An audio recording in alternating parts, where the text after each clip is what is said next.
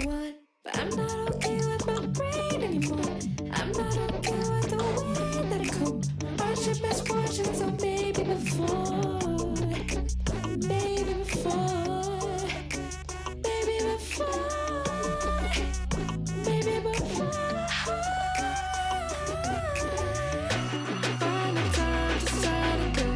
Reason to admire my trials, and I need to find myself in crying before I can.